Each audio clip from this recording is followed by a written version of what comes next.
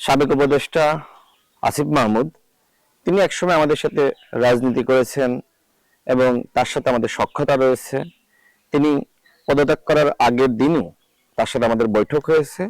গণ অধিকার পরিষদে আসার ব্যাপারে তিনি ইতিবাচক, কিন্তু এখনো পর্যন্ত চূড়ান্ত কোনো সিদ্ধান্ত হয়নি।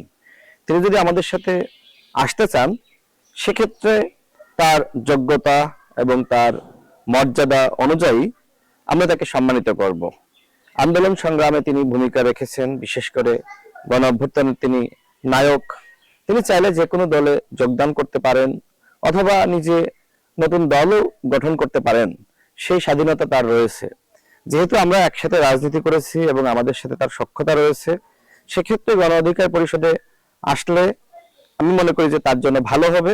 আমাদের সাথে যেহেতু আগে থেকেই সম্পর্ক রয়েছে, আমাদের সাথে একসাথে উঠা বসা রয়েছে, তিনি সহজেই আমাদের সাথে মানিয়ে নিতে পারবেন, যেটি অন্য দলের ক্ষেত্রে তার জন্য আসলে কঠিন হবে। তো তিনি সিদ্ধান্ত নিক তিনি কি করতে চান। তিনি যদি মনে করেন যে গণ অধিকার পরিষদে আসবেন, তিনি আসতে পারেন।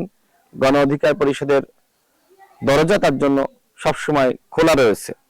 তিনি উপদেষ্টা ছিলেন, সরকারে থাকলে সমালোচনা হয়।